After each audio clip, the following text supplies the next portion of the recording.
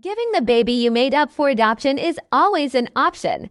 Over 2 million families are waiting to adopt. Murdering the baby you created is never an option. Shaming pregnant people into relinquishing their children for adoption. Where have I heard about this before? Oh, that's right, the baby scoop era. I swear, some of you people really need a history lesson. The baby scoop era refers to a period in post-World War II American history characterized by a surge in the adoptions of newborns. During this time, there was a high rate of premarital pregnancies, and many pregnant women who were unmarried were pressured to relinquish their children for adoption. This period of American history was characterized by the widespread use of maternity homes. These are institutions often run by the religious right and Christian churches where parents would send their pregnant daughters to carry out their pregnancies in secret, because being pregnant in a public place brought shame upon your family and your community because you had gotten pregnant out of wedlock. You were a sinner. There's actually a very informative podcast that came out just this year called Liberty Lost, documenting what it's like to be inside the maternity home that still exists on the campus of Liberty University to this day. This might sound familiar, but the baby scoop era was caused by an increase in out-of-wedlock births met by a high demand for newborns from infertile couples, which fueled the adoption boom. In other words, there were millions of couples who wanted to adopt. There were a few people who were getting pregnant out of wedlock, and rather than supporting these mothers who had children out of wedlock, society was shaming them and pointing to the millions of people who wanted their babies. The US tends to look at adoption as this virtuous act, a form of altruism, of rescuing children from vulnerable circumstances and giving them homes that their parents otherwise couldn't give them. When in reality, in most of the US, and especially within the religious right, adoption has really functioned as a means of using shame and coercion to procure adoptable children from their families in order to satisfy the endless demand for adoptable infants within the United States. And to be clear, the millions of people waiting in line to adopt an infant are not there out of the goodness of their hearts. It's not about helping children. This is a matter of vanity. There are already thousands of children in foster care whose parental rights have been terminated, who are quote unquote free to adopt. You don't have to spend $50,000 to adopt these kids. The people that are standing in line are not interested in those children. They are interested in womb-wet infants. They want healthy babies, infants that they can pass off as their own and say, I am the only person this child has ever known. So when you see people pointing to these millions of people hoping to adopt as if they're victims because not enough people are relinquishing their children for adoption, just remember, adoption is a supply and demand business. And when you have millions of people hoping to adopt womb-wet infants, those infants have to come from somewhere. This isn't about saving babies' lives. It's just about creating more shame that can hopefully lead to more children becoming available for adoption.